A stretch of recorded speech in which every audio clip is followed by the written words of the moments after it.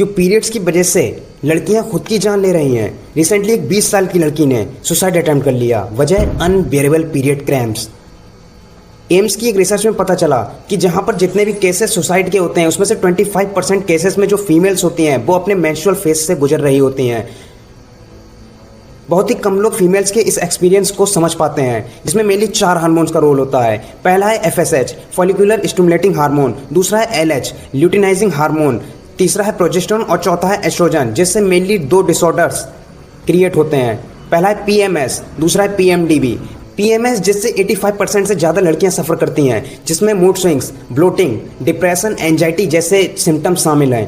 और दूसरा है पीएमडीबी जिसमें 70% से ज़्यादा लड़कियों को सुसाइडल थॉट्स आते हैं। इन सारी प्रॉब्लम्स के होते हुए भी एक लड़की गलत सोच का शिकार होती है, जिसमें उसे गुप्तरोगी, बच्चलन, अपवित्र, पनौती जैसे शब्दों का सामना करना पड़ता है। रिसेंटली एक 31 या 32 साल के भाई ने अपनी बहन को सिर्फ इसलिए मार दिया क्योंकि उसे लगा कि ये जो ब्लड है वो सिर्फ इसलिए है कि ये किसी से अफेयर में है। और ये प्रॉब्लम सिर्फ तभी ख़त्म होगी जब हमारे देश में साइंटिफिक बातों को किताबों से हटाकर लोगों के बीच में लाया जाएगा, जहां सिर्फ साइंटिफिक बातें बच्चे नहीं पढ़ेंगे, साइंटिफिक बातों को गरीब लोगों के बीच में लाकर, सही लोगों के बीच में लाकर, लड़कों के, लड़कियों के, सभी के बीच में लाकर उनको अच्छे से समझाया जाएगा।